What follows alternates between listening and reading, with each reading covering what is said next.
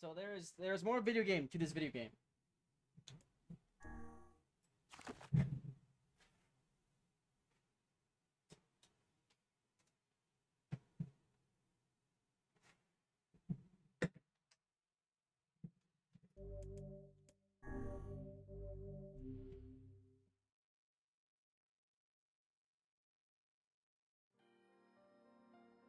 Whenever I interacted with Kaine, I was reminded about something from my past. Maybe my mind has been confusing her with my sister this whole time. Anyway. We're back here.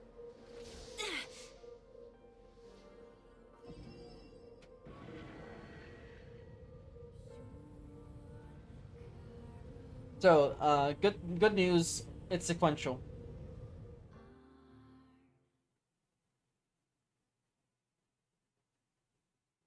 Discrimination. We're gonna learn about her now. Finally, I was going to say, like her personality is very right in front of you and in your face, but we don't really know anything about her. The sound of rain filled the village. The steep cliffs that surrounded the area magnified sound, causing even the slightest drizzle to rattle like a thunderstorm. Thin wisps of smoke streamed from huts as the villagers huddled in their homes and waited out the rain. A single child, however, had braved the downpour and was now wandering slowly toward the wooden hawk-shaped weather vane at the center of town. The wanderer reached the vane, which had existed for as long as any could remember, and stared. The child's face was simultaneously delicate and fierce, like a teacup that had survived a shipwreck. Those traits combined with pale white skin to give the face an almost sexless quality. If the beak turns east, I go home. If it stays west, then I... The child blinked. Rain slowly dripped down the young one's short hair and began its long descent to the ground. Come on. Come on. The child felt a slight breeze and watched as the vane slowly creaked to life, spinning this way and that for a moment. It finally settled on the beak, pointing firmly towards the east. East? Really? Before the vane could move again, the jagged rock came spinning and tumbling through the air, striking home against the child's head. The force of the blow dropped the child to the ground as a hail of stones began to fall all around. Oh no, they found me. A heartbreaking smile crept across the child's face as the stones continued their assault. Through the rain, the sound of multiple footsteps grew louder before a voice rang out. Yoo-hoo! Kaine! The voice belonged to Demo, worst of all the bullies in the area. As Kaine struggled to stand, a final stone came skittering through the mud and bounced against her foot. Blood oozed from a cut above her eye and blurred her vision, but she could make out the shapes of Demo and the usual gang of idiots. The boy seemed taken aback for a moment by Kaine's seemingly indifference to the blood dripping from her face, but quickly regained his bravado. What's up, freak? You like the rain? You like getting all wet? Or did you finally decide to run away from home? Though she knew it was futile, Kaine turned to leave. Before she could get more than a few steps, the other children scrambled and surrounded her, cruelty burning in their eyes. Kaine knew those were not the only eyes on her. The tormentors' parents watched from safety of their homes. She was attuned to this sensation. It was only one she had experienced many times before. While some villagers simply turned a blind eye to the actions of their children, many encouraged it openly. In a society ruled by superstition and fear, Kaine was something to be hated, and if possible destroyed. I didn't say you could leave, freak. Demo's words chewed at her like a worm through an apple. He can't hurt me, she lied to herself. Be strong, be brave, he can't hurt me. He can't hurt me. He can't hurt. Oh, look, the little freak is gonna cry. What's wrong? Are you sad that everyone hates you and wants you dead? Kaine prayed for the rain to flood down and carry her away from a world that seemed to have no place for her. But if there were gods, they chose to ignore her. As Demo crept ever closer, the clouds began to thin and the rain slowed. Even the weather hates me. I'm useless, a failure. I wish Demo's rock had taken my head off. Kaine couldn't meet Demo's leering gaze. She lowered her eyes and stared at the muddy ground below. The bully moved forward until he was inches away. She could smell the scent of old meat on his breath. The boy grabbed Kaine's face with thick fingers and yanked it upward. She tried to turn away, but he forced her gaze back and jammed his thumb against her eyelid to pry it open. Show me. No. Did you just say no? Demo grinned evilly. You don't say no to me. No one says no to me. Not even taking his attention from Kaine, he called to his cohorts. Come on, guys, let's give the freak what she deserves. As soon as Demo finished, kicks and blows began to rain down upon Kaine. Demo paused, still grinning, as Kaine curled into a ball and tried to make the pain stop. I don't get you, freak. What you acting like a girl for, huh? Everyone knows what you really are. Kaine ignored the question, choosing instead to stare at the weather vane. They continued to point east, as supremely confident about the future he had chosen for her. Go home? Yeah. That's a funny joke for someone with dead parents and no home to go to. Freak, chanted the children. Freak, freak, freak. Kaine closed her eyes and listened to the rain, waiting for the pain to start again. As the clutching hands of the village children closed around her, she bent her mind to the sounds of the rain, letting it become her world attire. The rain fell, but the pain never came. Only when the laughter of her tormentors turned to terrified cries did she dare open a single blood-caked eye. Kaine was shocked to see Demo sprawled to the ground, holding his head and screaming in pain. She could see blood welling from spaces between his fat, twisted fingers.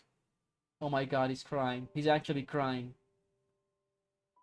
Deprived of their leader, the other children glanced back and forth between themselves, as if waiting for someone to step forward and take charge. When no savior emerged, they began an uneasy shuffle away from Kaine. But the young girl with the least of her concerns instead, their attention was wrapped on the ancient woman standing a few feet away. After struggling for breath for a moment, she finally spoke in a voice thick with rage. Hurts like a bitch, don't it? Now I suggest you scatter before I throw another one. And if any of you little bastards ever touch my Kaine again, I'll do far worse than throw a rock. You can count on it. The old woman crouched down, and gently touched the hand Demo was using to cover the wound. Before he could protest, she ground her palm into the wound and twisted back and forth. Ow! He screamed, leaping to his feet. Stop it! What are you doing? Quit whining! I no one ever died from a scratch. You hit me with a rock, you stupid bitch. A big one. That thing kinda killed me. The old woman shrugged. Death is the best cure for stupid. Demo's face twisted with rage at her words. Locking his eyes on Kaine, he took a step backward and spat on the ground. Get out! Leave this village! No one wants you here, either of you! Seeing the old woman grab another stone, Demo and his companions turned tail and ran. As they fled, the old woman grabbed her side and barked out a single laugh. Ha! Look at the fat boy go! Guess he's self enough to run from fight. The woman's smile faded as she turned her attention to Kaine. Kneeling down, she removed her shawl and placed it around the young girl's shoulder. Then produced a cloth from the folds of her dress and began blotting the blood on her forehead. Oh, Kaine, she said. Why didn't you fight back? You're stronger than that lot. The words of her grandmother stung Kaine, and she turned away. Don't be nice to me, she said. I don't deserve it. Nothing matters anymore. Her tears, held in check for so long, finally began to fall on the muddy ground below. Everyone hates me. They think I could cause bad things to happen. They think I'm a freak. I wish I was dead. As Kaine's tears turned to sobs, she felt her grandmother's hand on her shoulders. Despite her advanced age and diminutive size, she was a woman of surprising strength, and Kaine found herself unable to turn away. Don't talk like that, girl. It's a river wide and deep that flows between the realms of this world and the next, and it grants no mercy to any that attempt the crossing. You got a duty to fight until your last breath. Understand? The old woman tightened her grip and tried to still the tremor in her voice. You know the pain of losing someone close to you, Kaine. You know because you survived it. As the words hit home, Kaine was struck by the force of her love for the old woman. As a young child, she didn't know of her grandmother, but when her parents died, the woman quickly accepted her as her own. Grandma, as Kaine called her, was cunning, vulgar, and quick to violence, and their first few years together had not been easy. But each year that passed, Kaine and her grandmother had grown closer. However, it was only now, sitting in the mud with tears and blood taking her face, that Kaine truly understood the depths of her affection. Here was a woman who had been in hard times, had seen death, who had fought through all these things and somehow emerged on the other side. If anyone could understand Kaine's pain and loneliness, it was her. Do I make you sick, Grandma? Of course not. Don't be an ass. Kaine drew her grandmother's moth-eaten shawl around her body and shuddered. But my body is not normal. If I was normal, then Mom and Dad wouldn't. Hush, interrupted Grandma. I'll not hear another word of this nonsense. You're my granddaughter, and I love you. And if folks have a problem with that, they can just go to hell. With that, the old woman reached out and placed a wreath of dried flowers on Kaine's hair. The skill it took to bend the flowers without breaking the stems, losing a single petal, was remarkable. And the beauty of it made Kaine want to cry all over again. Oh my gosh, these are lunar tears. Grandma, you made this for me?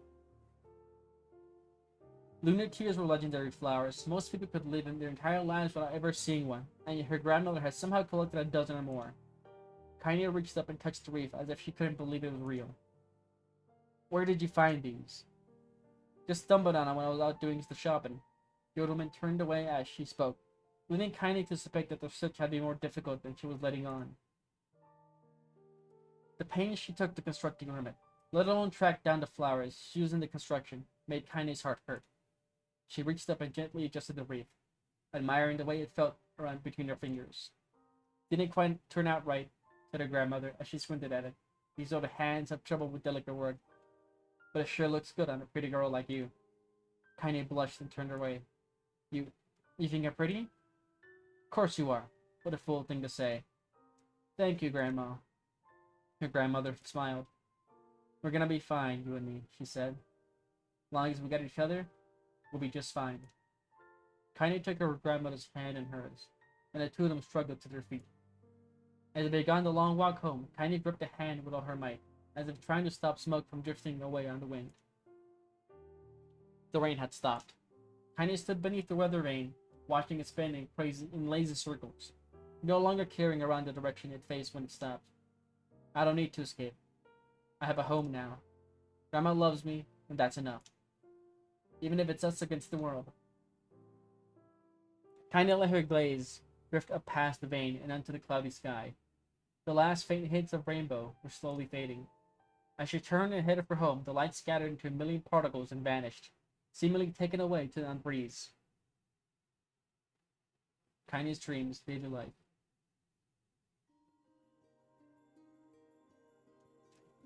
In the distance, Kaine heard the steady sounds of an axe striking wood. The noise had a purposeful quality to it. I bet she was hearing a master woodsman go about his work.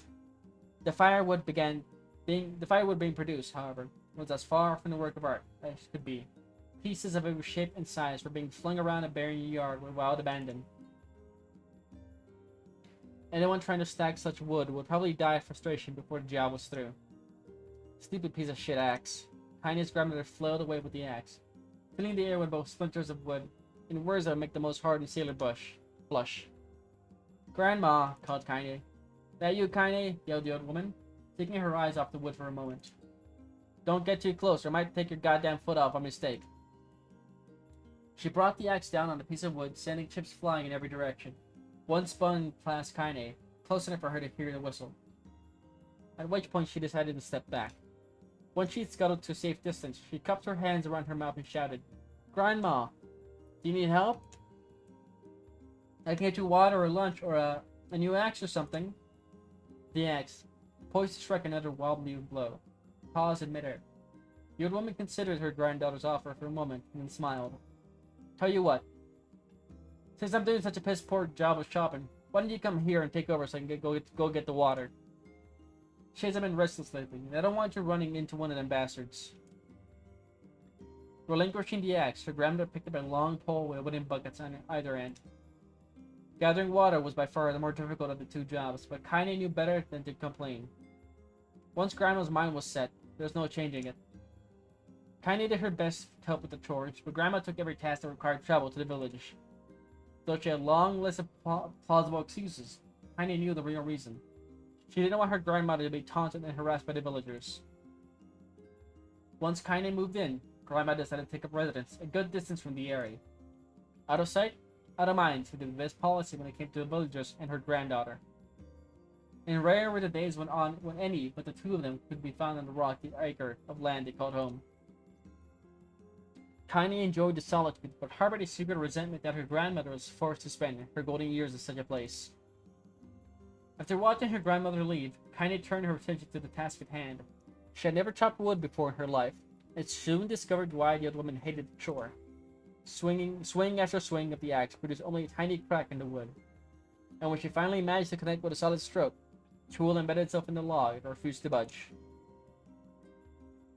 Frustrated, Kaine swung the axe around her head and threw it, log and all, across the yard. Damn it! Crap. She suddenly understood the joy her grandmother felt in a good curse. Happier now, she picked up the axe and forced it from the wood, and resumed chopping. She had a natural skill with the blade, but the task was challenging, and blisters soon began to form on her small pink hands. This is tough. And my logs are all weird sizes, spilling on her palms and ignoring the pain. Kaine redoubled her efforts. Just as she was developing a rhythm, Grandma returned from the village. Settling down her buckets with a small sigh, she took one look at the logs and cocked up a wheezy laugh. Pretty clumsy, girl. You better practice if you... Her grandmother suddenly collapsed to her knees, causing one of the buckets to wobble precariously. Eyes wide, Kaine dropped the axe and ran to her grandmother's side. Grandma! The old woman shook her head and pointed out a trembling finger at the bucket. Get the bucket. Can't let it spill. Kaine steadied the bucket with her foot as she knelt by her grandmother. A small bit of water sloshed over to the side and made a new home in the hem of her dress, but Kaine didn't notice. Grandma? Grandma, what's happening? Crazed with panic, she grabbed her grandmother by the shoulders and shook. After a moment, the woman lifted her arms and batted Kaine away. Stop that! Stop, she cried, breathing heavily. It ain't like I'm dying. Just tired from the trip is all. Kaine desperately wanted to believe her, but one look at the old woman's shaking hands and worn face told her more than words could ever. Her grandmother had lived a long, hard life, and it seemed that the bill was finally coming due. The time when her grandmother watched over Kaine was ending, sooner than either of them had feared. The positions would be reversed. The next morning, Kaine came to the side of her grandmother's bed and took her wrinkled hand. Grandma, you're sick, and you need medicine. I'm going to the village. The old woman shook her head and tried to rise, but Kaine gently pushed her down. That's all right, she said. I'll be fine. Her grandmother fixed her with a gaze that could melt steel. After what seemed an eternity, she finally lowered her eyes and sighed. Well, I don't like it, goddammit. But I guess I should quit being so stubborn and let you grow up. The old woman watched as Kaine strapped on her boots and made her way down the road to the village.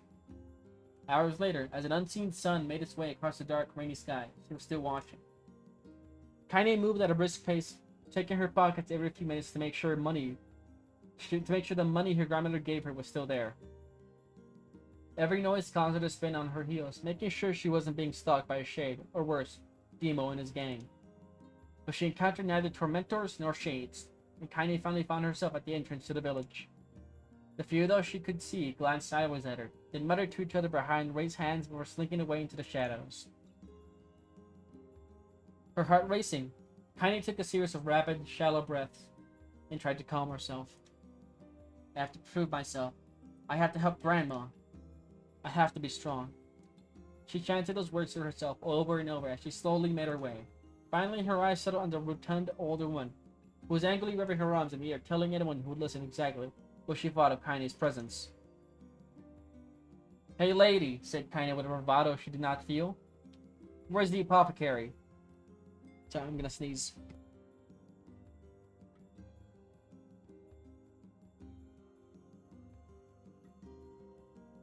Well, the sneeze never came, so let's keep reading. The woman's flabby cheeks shook with bewildered anger. How dare this thing speak to me? They seemed to say, but Kaine saw that her eyes held a different emotion. Fear. Yeah, we're both scared, lady. Trust me on this one. Which way? Kaine repeated. The woman pointed at the small building to her right before hitching up her dress and stumbling off in the other direction. Kaine cringed, expecting a stone to come flying from the assembled crowd, but none came. Her mind was filled with a strange sense of pride as she made her way to the apothecary. But the new emotion had little time to take root, for as soon as she opened the door, she noticed a familiar customer at the counter. It was Demo. He'd clearly been sent here on some kind of family errand, because his gang of followers was nowhere to be found. "Oh my god," he sputtered. What are you doing here, freak?" The insult was delivered without force, and Kaine happily ignored it. Stretching on tiptoe to see the other over the counter, she asked the shopkeeper for the medication. "I was not expecting to do a lot of reading today." "Ha!" barked Demo. "That old bitch finally keel over? Go to hell, Demo." The boy's eyes grew so wide they seemed ready to fall out of his head, but before he could let fly a comeback, or worse, a punch, the apothecary told him to knock it off before he kicked him out of the store. Demo slunk out of the shop, cursing Kaine under his breath. Once he was gone, she allowed herself to breathe once more, taking a brief tour of the shop while the owner prepared her medication. Countless tiny bottles filled the cramped store, each with a label written in some indecipherable language. An ocean of aromas assaulted her nose, creating a scent that was exotic, but not altogether unpleasant. Seeing such a variety of supplies gave Kaine a sense of peace. Surely, in a world so vast, there would be a place that she could call home. On the far wall behind the counter rested a portrait of a stunning young girl. The picture had once contained bright, vibrant colors, but time had worked its cruel magic, and they were beginning to fade. The beauty of the work, however, remained undiminished. "You like that picture?" Kaine turned to find the apothecary with a small vial of medicine on his hand. His eyes were gentle but sad, and they seemed to stare through her and into nothing as he spoke. "That's my daughter. I sketched her when she was just a little girl. She's been dead a long time now." Kaine didn't know how to respond. She just stared at the portrait and tried to come up with the right words. "Pictures are wonderful things," continued the shopkeeper. "They let the ones closest to you live on forever." She shook her head slightly, then looked down at Kaine and smiled. Handing her the medicine, he reached into his sizable green apron and produced a handful of old wax crayons. "You should have these. There's no one left I wish to draw." Kaine took an instinctive step back, causing the shopkeeper's face to darken. "Yes, I heard the rumors about you," he said. "It's a small village and word travels quickly. Between you and me, I'm not sure which of them to believe, but I also don't think they matter much. I know your grandmother, Kali, and I think the way she was driven out of this town is just deplorable." "Grandma's name is Kali?" thought Kaine suddenly. She was still mulling this new fact over her mind as she reached out and gently took the crayons from the apothecary's hands. "Your grandmother is an old friend of mine," he said as Kaine scooted it away yet again, "and I owe her much. I really she would like it if you drew a picture of her. Yes, I think she would like that very much." Kaine murmured a quiet agreement, but inside her heart was bursting. Never before had a villager treated her with anything but complete contempt. It was a tiny, almost imperceptible step, but it was a step nonetheless. And with enough tiny steps, she might one day discover the rest of the world. When Kaine returned home, she found her grandmother asleep in her bed. Her feet were blackened and raw, even bleeding in a bit of places, leading Kaine to think that she had been pacing around the room until exhaustion finally caught up with her. She placed the medicine by her grandmother's pillow and turned to leave, but found the old woman's hand clasped around her arm. "Back already, are you?" asked her grandmother with a yawn. "Come here, let me have a look at you." Grandma sat up and examined Kaine from head to toe. Finally satisfied that nothing terrible had befallen her grandchild, she leaned back and allowed herself to relax. "Well, how was it? Those bastards give you any trouble?" "It was kind of fun," said Kaine with a small smile. "No, seriously, it was. Fun, eh?" asked her grandmother in a voice which implied she believed anything but. So anytime you need me to run an errand, just let me know." As she spoke, Kaine removed the crayons from her pocket. After a brief explanation of their source, she informed her grandmother that she was going to sketch her portrait. "A portrait of me?" Ridiculous. No one wants to stare at a wrinkled old crone. But Grandma, it'll make you live forever. Horse shit, said the grandmother, throwing back the sheet from her bed. Living forever would just piss me off. Now put those crayons away and help me with dinner. But Kaine would not relent, and in the end, Grandma found herself leaning against the wall of their house as if posing for a master artist.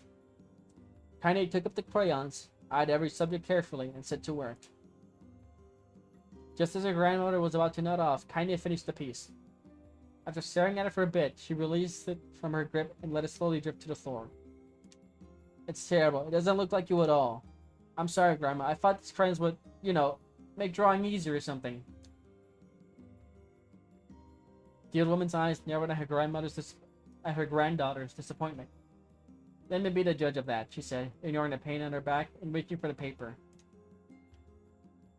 The sketch could have been a person's face, but it also could have been a boulder, a lump of clay, or an incredibly misshapen loaf of bread, all rendered in a chaotic array of colors. The old woman stared at the picture for a long time, then slowly wheezed out a laugh. Oh, kindness, she said between laughter. You truly are my blood. You're as clumsy as me, and I love it. But, hush, I won't hear any more bull about how ugly you think it is. It came from your heart, and I'll treasure it always. True to her word, the old woman gave the picture a place of honor above the kitchen table.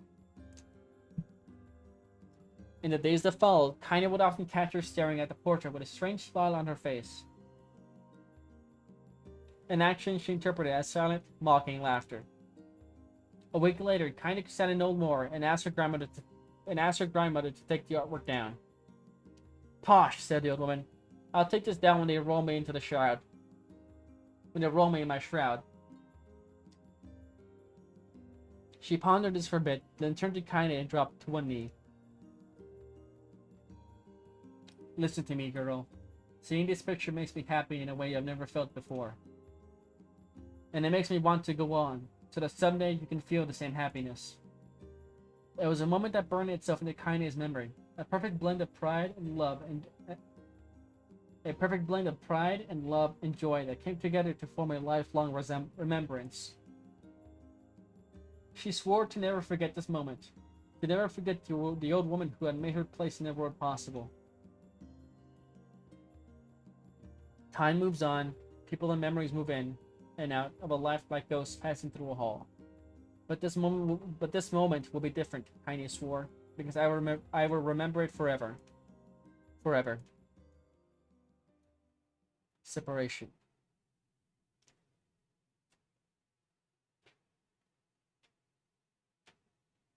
Kaine listened to the sound of crackling firewood and stared at the blank object on her plate. She had been pushing it around the wooden disc for a good 10 minutes, ignoring the bemused stare of her grandmother. Finally, she summoned courage and gave the object a brief sniff. A sharp, bitter scent flew up from her nostrils and made its home there, causing her face to twist with disgust. Grandma, I can't believe Grandma, I can't believe you want me to eat a bug. The old woman threw some more wood under the cooking pot and snorted. It's no bug, you fool girl. It's a berry. Why the hell would I be feeding you bugs? Yeah, well, it sure looks like a bug, said Kaine. And if it gets burnt or something, because the smell is terrible. With that, Kaine held her nose and threw the berry in her mouth, chewing as little as possible. Oh, yeah, that's terrible, all right. Why, you little brat, laughed the old woman. Look at the sass on you. You've been spending too much time with me, and that's a fact. 5 years had passed since the moment when Kaine's grandmother saved her from the bullies. As is often the way with two stubborn people, their relationship had grown in fits and starts. But moved forward all the same. Meals that used to be somber affairs were now filled with laughter and hurled abuse in equal measure. Kaine could not remember a time when she had been much happier. As the years went by, Kaine started to shoulder more and more of the daily responsibilities. Her grandmother's legs grew weaker by the day. She could no longer do many of the chores she used to take on for granted. And so this morning found Kaine lacing up her work boots, with a breakfast of burned berry rolling through her belly. Where are you going today? asked Grandma suddenly. Kaine looked up, surprised. The old woman rarely asked for specifics anymore. Well, I was gonna go check out Akelma's trees and see if they were ripe. I thought we could make some jam or something. Oh, and I'm going to pick up some flagstones. So I need to take the wheelbarrow. Flagstones? What in the hell for? Kaine stared at her grandmother, then held out an arm and swept it around their home, constructed mostly cloth, rope, and rubble. The old place snagged like a boxer in the final round. Grandma, a dying cat could chew through this house. I'm gonna build in stone walls so we can have some protection. The old woman laughed, exposing her toothless grin to the world. God damn, girl. If a bunch of thieves want to ransack this old place, let them come. We got nothing worth stealing anyway. I'm not worried about the thieves. I'm worried about shades. People saw one west of the village yesterday. The old woman tilted her head and stared at her granddaughter. Well, shoot. I don't know why you have to do it today. But you're worried about it some other. Grandma, no. If I don't go to the Kelma trees, we won't eat tonight. You know that. The confused expression passed across the old woman's face. For a moment, she was such a... Blah. And for a moment, she was a small child lost at the carnival. Yes, she said after a bit. Yes, of course, you're right. I'm sorry, Kaine. Lately, since my mind is... She didn't finish the thought, instead walking over to her nightstand and gently taking the wreath of lunar tears from her drawer. The flower petals had aged to brilliant whiteness, and Kaine thought it was more beautiful now than the day she first received it. You're gonna be a true woman soon, Grandma said as she placed the flowers in the girl's hair. So that means less chatter about shades and building defensive walls, and more talk about how beautiful you become. Annoyed, Kaine reached up to remove the garland, but the look on her grandmother's face stopped her hand. You're a beautiful thing, said the gold woman, and there ain't another like you in all the world. I'm very proud of you. Okay, Grandma, that's enough goddamn compliments for one day. Such a mouth on you. Where did that come from? Gee, I wonder. I'll teach you to sass me, girl. I'll teach you to sass me, girl, yelled Grandma. Suddenly, she lurched forward and grabbed Kaine by the ears, pulling her around the room with a crazed grin on her face. Grandma, yelled Kaine with a quacking voice. Grandma, stop it. What the hell? The old woman stared at her and blinked, then slowly held her wrinkled hands out as if it was the first time she had ever seen them. I don't know what happened there. I'm sorry, girl. Sometimes my mind just... Kaine thought the look on her grandma's face was the most heartbreaking thing she had ever seen. Listen, she began. Maybe I should stay home after all. No, I won't have you stay here to keep an eye on a little codger like me. You go get your fruit and your wall and whatnot. I'll be fine. And when you come back, I'll have a nice grasshopper dinner waiting for you.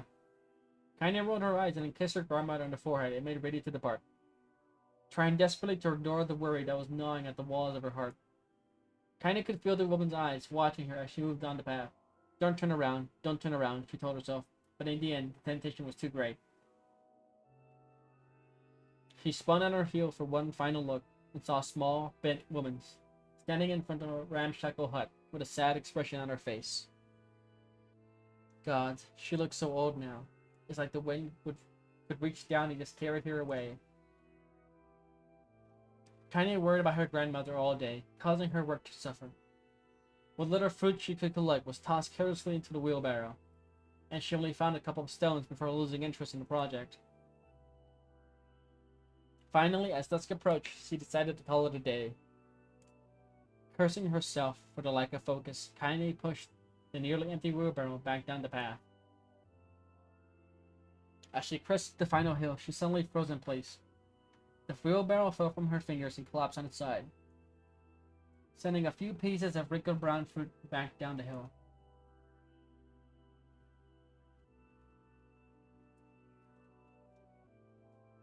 Her gaze was transfixed by a thick black cloud that hovered just ahead, tracing its path with a finger. Kaine suddenly felt her stomach knot in on itself. No. Oh gods, no. Her grandmother's house was ablaze, the flames licking up as if trying to touch the sky itself. Grandma! Grandma! Kaine ran then, faster than she had ever moved in her life. Once she tripped on a stone and went sprawling into the rocky ground. But she leapt to her feet and continued running, unmindful of the blood that spilled from her wounded hands and knees. As she got closer and closer, Kaine's man began to race in time with her footfalls. It's too dark. It's too dark, not just fire. Can't be fire, too much smoke. Gotta save her, gotta save her. She burst into the front yard and came into the sunny hut. Her worst suspicions confirmed. The smoke from the fire was mingling with the thick, inky blackness of an enormous shade. The massive creature supported itself on 3 twisted feet, and as she balanced the remains of a large armored tail. Scales, horns, and claws sprouted from its body in a random, chaotic pattern, giving it the appearance of a lizard designed by some insane god. Seeing Kaine, it let a roar and flicked its tail, sending small whirlwinds spinning around the yard. For a moment, the creature retreated into shimmering, inky blackness, as if her mind was unable to comprehend that such a thing could actually exist. But then a smell hit her, a blend of rotted meat and excrement, and the horror became real once more. The creature bellowed again, and this time Kaine responded with a scream of her own. "Alright, you bastard!" Father, she screamed, echoed off the high cliffs around him. "It's you or me. Let's go!" The shade eyed Kaine with bemused interest. Then I began looking from her to the house and back again, as if urging her to look at the destruction it had so gleefully wrought. With dread building in her heart, Kaine glanced toward the house. Through the smoke and flames, she spotted a small figure struggling to escape the ruins. "Grandma!" As at the sound of her voice, the old woman began waving frantically. "He's alive," thought Kaine. "Alive!" Kaine's legs sprang to life as she raced across the yard toward the flaming wreckage of the house. Before she could advance more than a few steps, the shade opened its mouth and let out a roar, powerful enough to uproot the trees, sending them flying. The blast sent Kaine tumbling through the air before smashing her against the rocky earth. Stars danced in front of her eyes as she tried to remember how her legs worked. Get up. Get up. Get up. Get up. Get up. Get up. Now. As Kaine struggled to her feet, the shade stomped toward the house and pinned her grandmother to the ground with the tip of her claw. The old woman struggled to move the claw from her stomach, but she might as well have been pushing a mountain.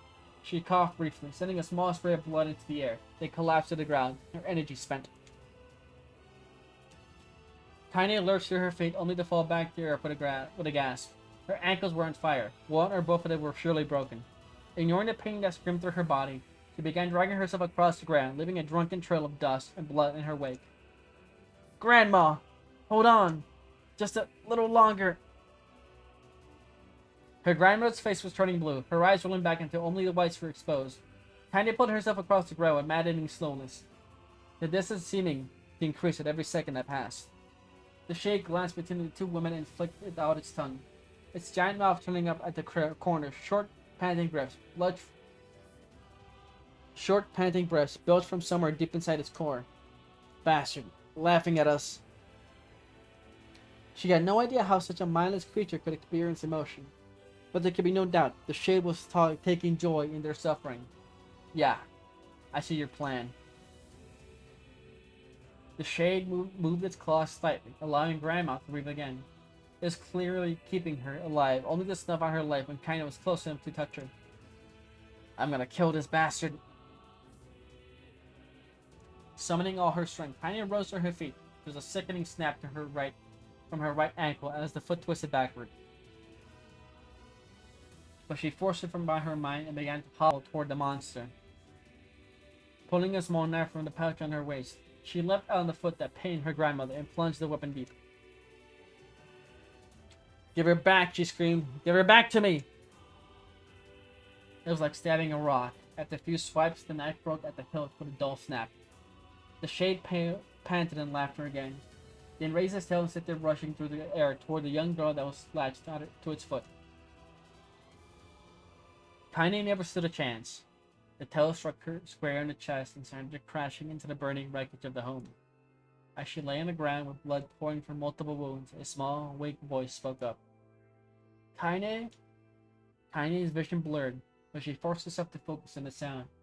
Finally, her ears cleared enough for her to make out her grandmother's hands reaching out for her through the smoke. Grandma? Kaine, you gotta run. You can't best this one. Kaine grabbed the hands and held on with all her strength. Grandma, come on, we have to go.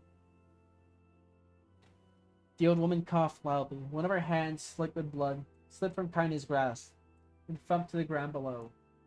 Grandma, no, no! I said run, goddammit! You have to live! You have to get through! The fight would stay forever unfinished. Before she could say another word, the shade's clawed foot descended, smashing through the remains of the roof and down upon the shattered figure of the old woman. Blood oozed from the gaps in the creature's toes as the terrible, putrid smell assaulted Kaine's nose once again. She stared at the foot, dumbfounded, convinced that she was seeing could not possibly be real. When the creature finally lifted its appendage, all that remained underneath was a twisted, unrecognizable mass of rubble and red. Her grandmother was gone. Kaine blinked, trying to feel the hands which had been in hers just a moment before. For a fleeting instant, she could remember the warmth of that embrace, the trembling of the fingers, but then the sensation drifted away on the breeze and she was gone.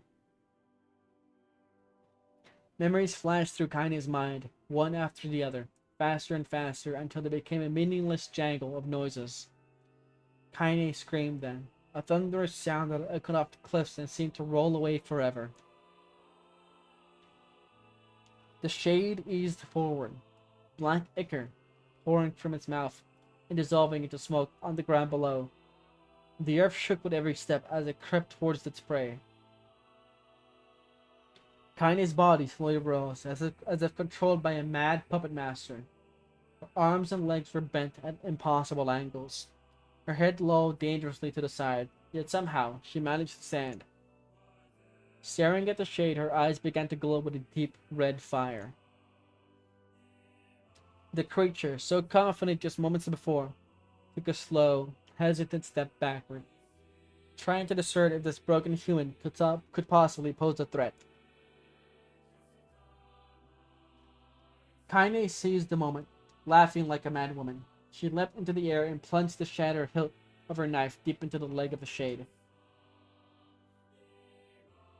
The shade shook Kaine off like a fly, sending her crash into the earth once again. Her chest rose and fell slowly, as if a great weight were resting on it. Moist sounds of pain echoed through her mind. Something warm and thick oozed from her ears. Is that blood? I think it is. I think I'm bleeding to death. No, can't die. Grandma told me to live. Deep inside Kaine's mind, something finally broke. The sound, the pain, the smoke and flames. All of it faded away until all that remained was a single incantation repeated over and over again. Kill it. Kill it. Kill it. Kill it. Kill it. Kill it. Kill it. Kill it. Kill it, kill it, kill it, kill it, kill it, kill it, kill it, kill it, kill it, kill it, kill it, kill it, kill it, kill it. Kill it now! As the spark that was Kaine slowly began to flicker and die, she felt her desire to kill and her desire to live blend into one. The distance between heartbeats grew longer and longer and longer.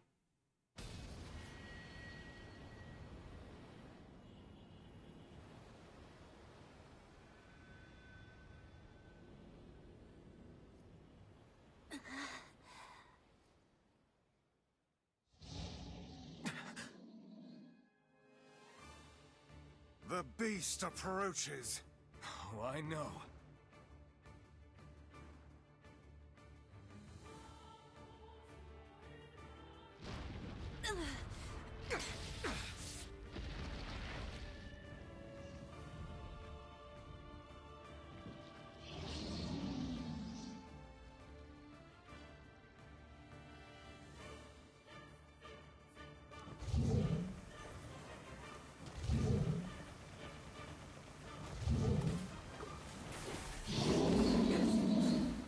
What anger this creature must have. How did it even survive these past 5 years? I'm not gonna let this happen again. It dies today. My sword feels lighter. It's not the blade, but the skill of the user. Strike it down.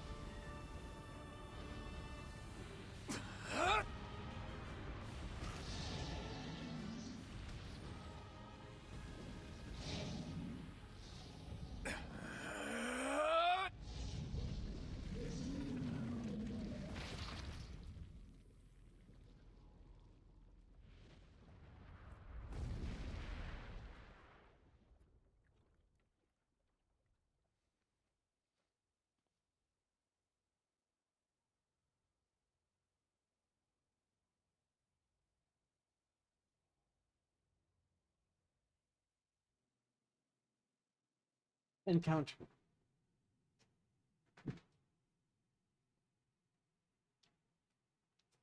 Gently, weakly, softly, the shade, sure that its tormentor was dead, turned and stomped off toward the horizon.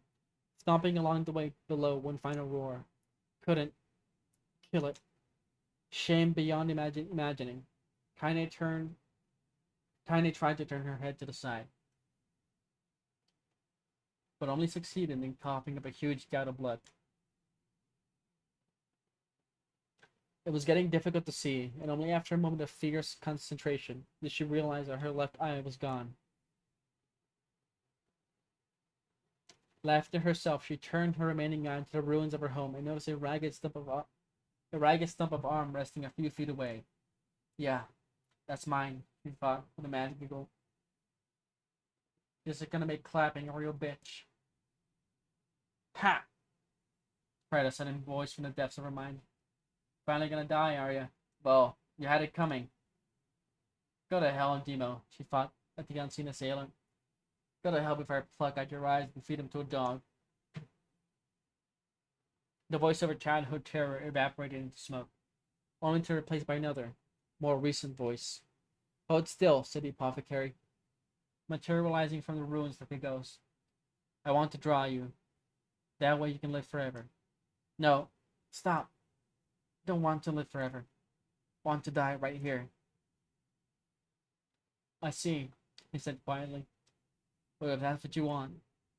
The spectral shopkeeper floated in and out of existence for a moment, then produced a piece of paper and sketched quickly.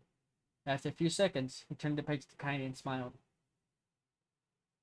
Since you rejected my offer, I decided to draw someone else. It was a picture of her grandmother, real as life. Kaine opened her mouth to thank the man, but stopped as the picture began to blacken in the middle. Before she could say anything, dozens of multi-legged insects began to swarm across the image, tearing it apart with sharpened pincers. Stop! No! Don't hurt that picture!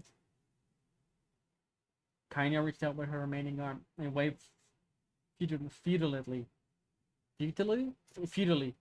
at the air. To her surprise, the insects fell off the picture to the ground below, where they vanished into tiny black tendrils of smoke. Relieved, Kaine turned her good eye back to the picture, only to open her mouth into a silent scream. The sketch now showed her grandmother as she truly was, a smashed, unrecognizable lump of nothing. The apothecary smiled, then broke into a jolly dance. See that? He cried as he danced his jig. It's perfect now. She looks just like you. Ha-cha-cha-cha-cha. I look like that? God. Oh God, I'm gonna die. I'm gonna die.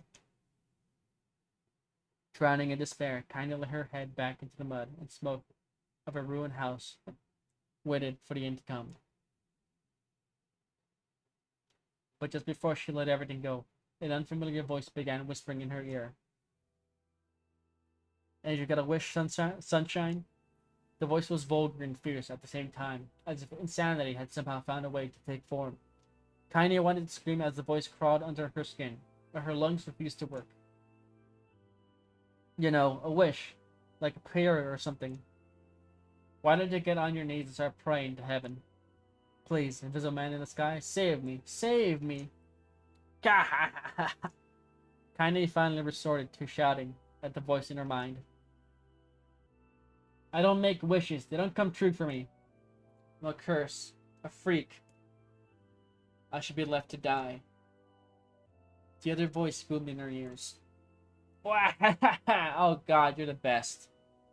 Kaine glanced down and saw black, shiny substance oozing from her legs. She tried to brush it away, but her remaining arm would no longer respond. The substance slowly crept around her feet, and they began moving up towards the rest of her body. Is this death? Is this what it's like? Or is my mind just losing itself? She could feel the slime oozing upward, feel the hot, searing pain that left in its wake. Whatever else might be happening, she was still alive, and this was real. Come on, said the voice. Let it go. Kaine tried to ignore the voice and concentrate on the pain, but the newcomer would have none of it. Don't ignore me, sunshine. You're ready to give up. ready to die, so why not let me have it? Have what? Your body. Come on, give it to me. Give it to me. I want to stand on the ground, feel the rain, taste the wind. The voice paused as if licking its lips. When it resumed, it was filled with mad, unabated joy. And I want to take your hand and use them to choke the goddamn life out of people. I want to tear out their throats and bathe in their blood just like before. In response, Kaine shifted her head and vomited. The warmth of it crept down her front and mingled with the pain of the encroaching black ooze. Are you a shade? Yeah, maybe. What of it? The slime reached her face, crept up past her nose, and slowly oozed into the socket of her missing eye.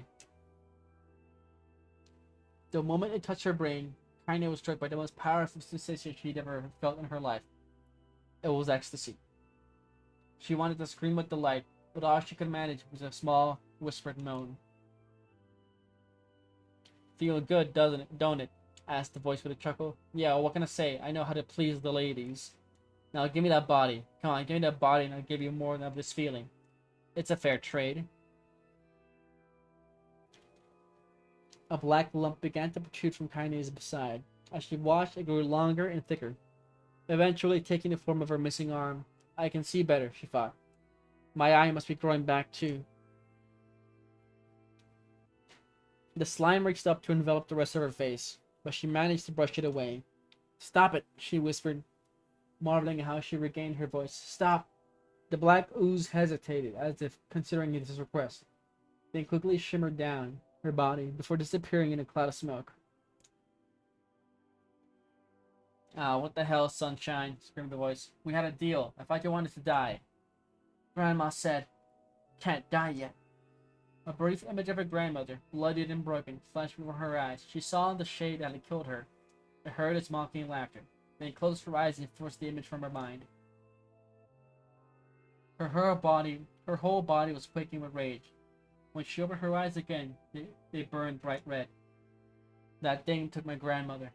I'll have to kill it before I die. Kaine glanced down and saw a mysterious pattern. The pattern of the shades burned itself into her left arm. Well, I'll be damned, said the voice cheerfully. Look at that, sunshine. I think you and me are gonna be friends now. Kaine stared intently at her arm. The more emotional she felt, the more the letters seemed ready to puncture her skin and began infecting the rest of her body. The arm clearly had a will of its own now. Stop. Gotta stop. Holding her left arm in her right, Kaine took a deep breath and tried to calm herself. Come on, don't fight it, pleaded the voice.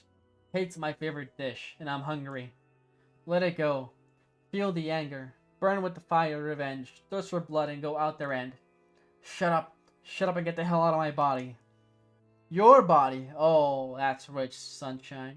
Real rich. Look, why don't you just up and die so I can have this body all to myself? What do you say? I bet those buddies of yours in the area would love to see you dead. Kaine grabbed a nearby shard of glass and tried to saw off the shade-infected portion of her side. Before she could, her darkened left arm grabbed her right wrist, crushing it. Kaine screamed and dropped the shard as the sound of bone crunching on bone filled the air. Gah! Stupid idiot girl. You're possessed now, sunshine. And there ain't no coming back. The voice laughed again, a loud, long wail that seemed to go on without end. Possessed? Whispered Kaine. Yeah, possessed. You and me. We got what you might call a timeshare arrangement. Remember how folks used to think you were a freak? Well, wait till they get a load of you now. Kaine looked up, tears in her eyes. The sky seemed smaller somehow, darker. Is this because of that shade? Is this how they see the world? So, listen, purred the voice. I know this whole possession thing seems a bit sudden, but it ain't all bad. There's plenty in it for you too. I'm a very powerful creature, sunshine, and now that power belongs to you. You got enemies? People you want to kill? I can make it happen. That little fat kid who kept picking on you, that big old shade of squatchy granny, we'll wrap them up in their own assholes. No more abuse for you, sunshine. No more pain. Wait, said Kaine. You're a shade. Why would you help me kill another shade? What, you think I'm some kind of racist? Some killing snob? I don't give a good goddamn who you murder, honey pants. I just want to drink from the well. Kaine considered this as she struggled to her feet, the power of the shade coursing through her. The smoke from her house was drifting away with the wind, and she dozed away the cool evening breeze felt on her new left arm. After a long pause, the voice spoke up again. So, how about it? You and me? We can have some good times together. Look, I'll even take care of the bloody part if you don't want. Fuck off, asshole, muttered Kaine. I'll handle the killing. Ha! Screamed the voice. Look at you go. Oh, sunshine, we're gonna have so much fun. So listen, my name's Tyran. Tyran? My name's Tyran. And if you ever need me, I'll just be hanging out in this piece of meat you call a heart. Now get to it. The more you kill, the more your heart turns rotten and sour. And I like rotten and sour. Kaine found herself nodding at the voice. Yeah, she said. Yeah, I think this can work.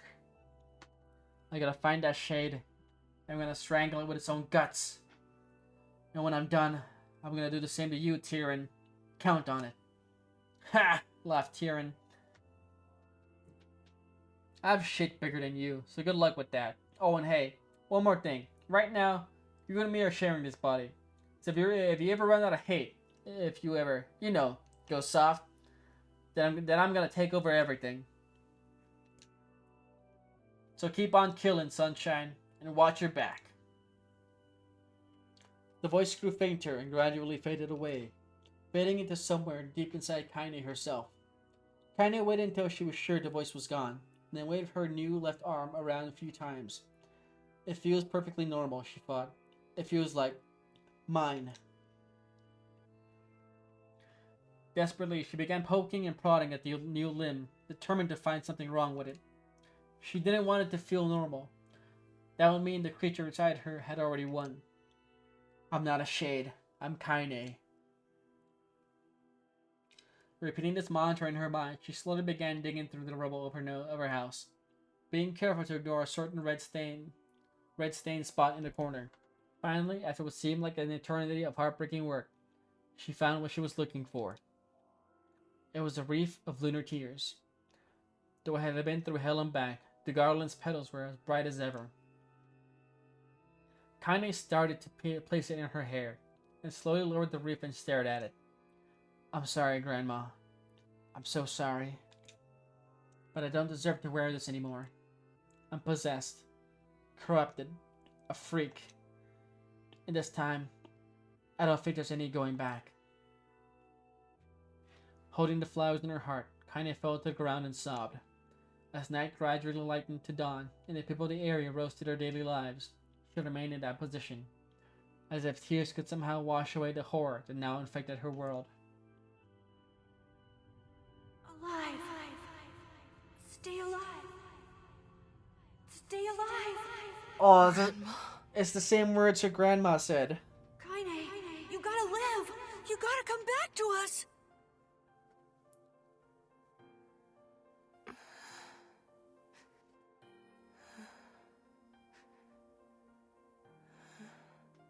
Oh, hey.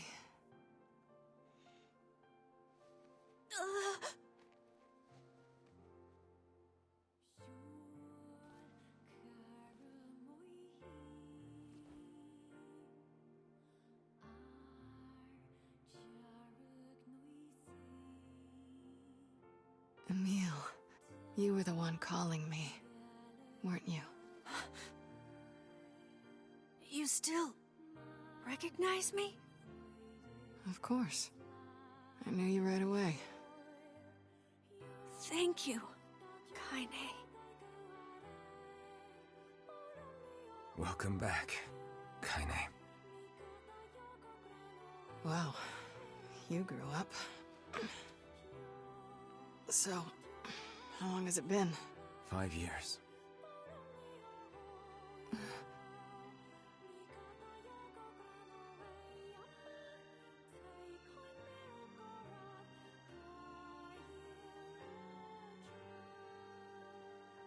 Shit. That's a long time.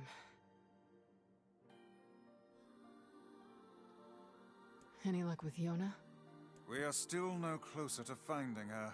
We need a way to locate the Shadow Lord. By the way, this is for you.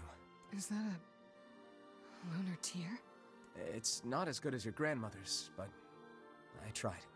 No, it's great. Thank you.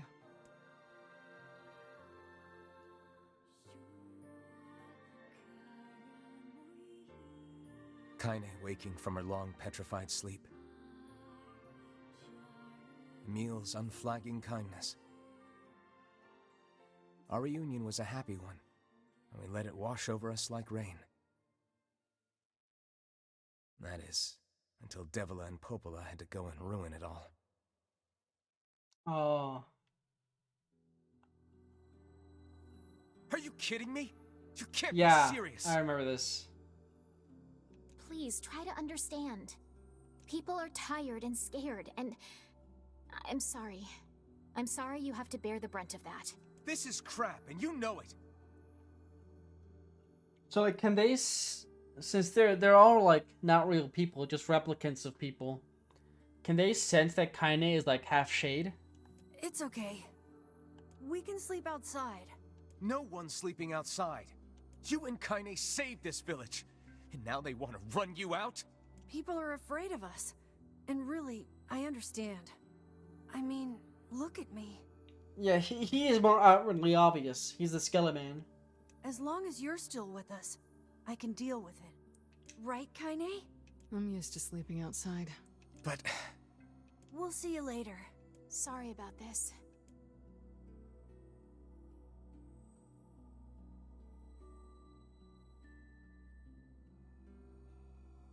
What is the matter?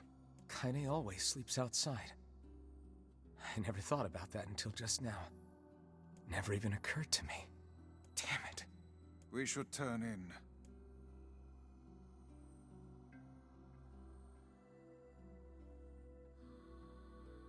I didn't get much sleep that night.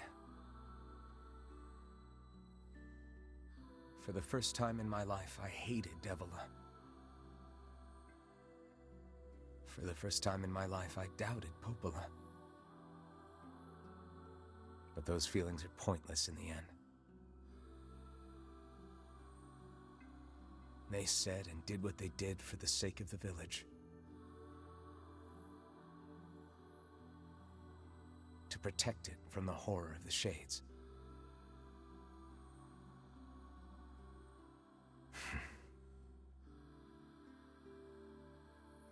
Really, how can I blame Devila and Popola? In the end, I'm just as bad. Because I never once stopped to think about Kaine and Emil's situation myself.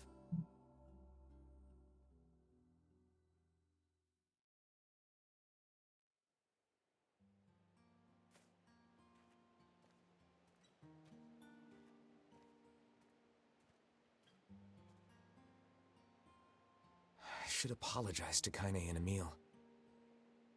But what good would that even do? I got a fire going, Kaine. Wait, is that? This is a new cutscene. Fires are weird, aren't they? Feel like I could. I'm so happy to get to talk to you again. Yeah, this is Kaine. brand new. Yeah, me too.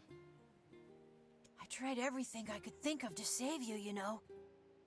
I polished you with a special cloth. I poured warm water over you. Wait, you poured water on me? Yeah, but it didn't really do much except make you all shiny. Hey, Emil. Thanks for saving me. I guess you noticed how I look different now. I'm sorry, Emil. I'm sorry for all of it. Well, I mean, this new form isn't all bad, you know? At least I can look at you when we talk, right? Hey, so Why don't you tell me something about yourself?